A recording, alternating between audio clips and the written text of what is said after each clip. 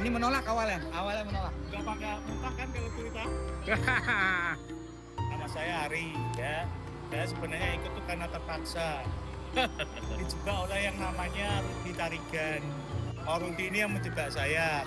Permasalahan saya tuh mulai dari yang namanya sakit gula, yang saya sudah komplikasi sampai ke ginjal, komplikasi sampai penyempitan pembuluh darah, sampai pada satu titik saya harus diamputasi. Tadinya mau diamputasi mulai di bawah lutut, tapi ternyata setelah perkembangannya hanya 2 jari.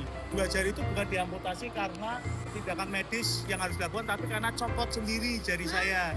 Yang pertama jempol saya itu tiba-tiba meletus, jadi kayak bentuk bunga mawar. Tinggal kelihatan tulangnya itil-itil. Tuh dibersihkan, setelah 1 bulan tulangnya nggak tumbuh dagingnya.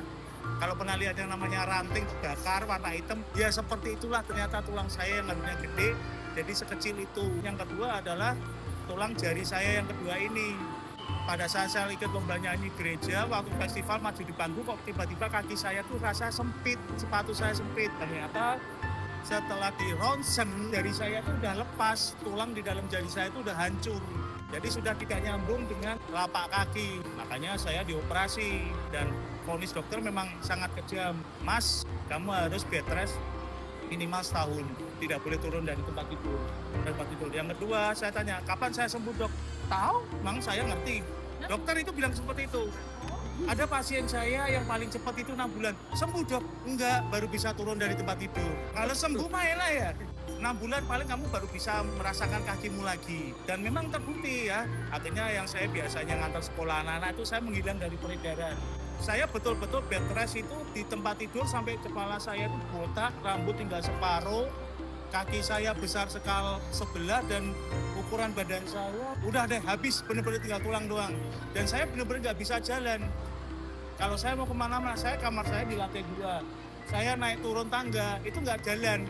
Kayak suster ngesot. Bener, kalau naik mundur, kalau turun ya satu persatu. Nah, di situ memang saya benar-benar jatuh secara mental, secara ekonomi dan lain sebagainya. Apalagi istri dikeluarkan dari perusahaan karena dia terlalu sering ngurusin saya minta izin kantor. Bener-bener ada satu titik itu, ya. Dan pada saat divonis saya tidak bisa ngapa-ngapain, ya udah saya ke sekolah, mungkin dari yang orang tua PL lihat saya datang pakai kursi roda, terus didorong anak-anak dan lain sebagainya. Sampai satu ketika Kak Rudi menari, coba ini, sebenarnya bukan Kak Rudi dulu, Kamichi, Michelle. Cuman waktu itu saya ini sudah mengkonsumsi berbagai macam produk. Karena apa? Terbukti saya sebentar lagi gagal ginjal. Karena pada saat di radiologi, itu fotonya masih saya simpan, foto dan videonya. Saya itu pakai alat USG itu lebih tinggi dari USG, namanya apa sih? Itu dikelihatan. Ginjal saya warnanya kuning dan hitam. Saya tanya ke dokter radiologinya, apa artinya dok?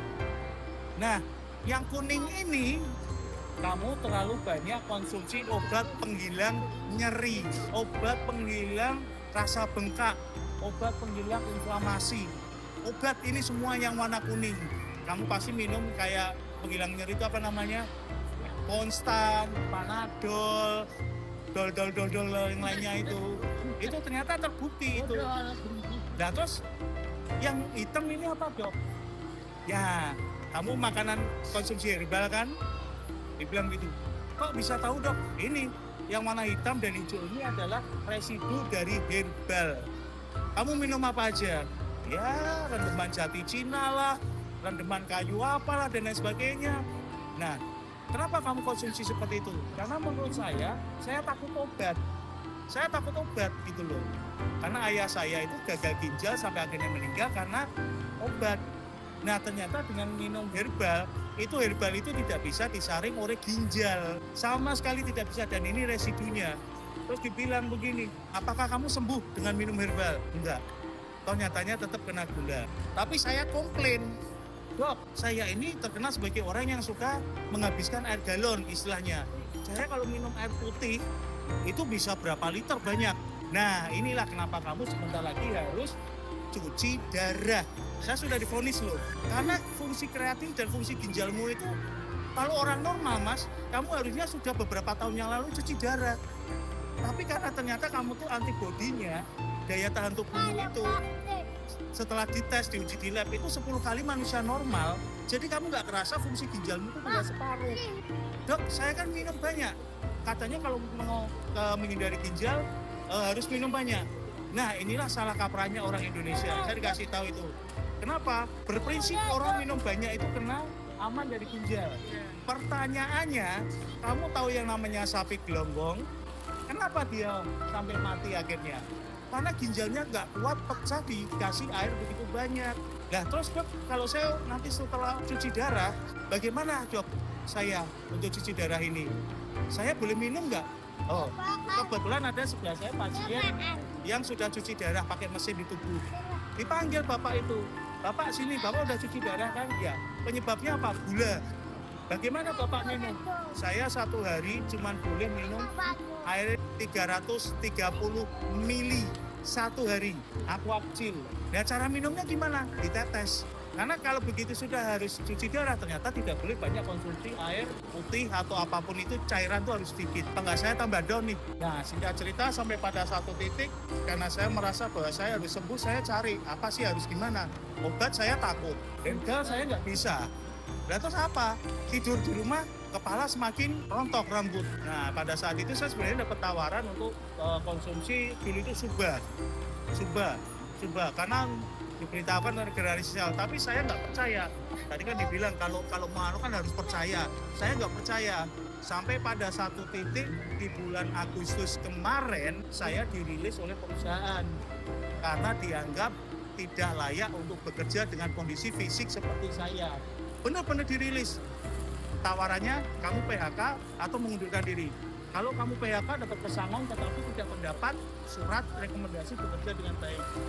Kalau kamu mengundurkan diri, kamu akan dapat surat rekomendasi tetapi ya apa adanya, sekedar ucapan tali asih.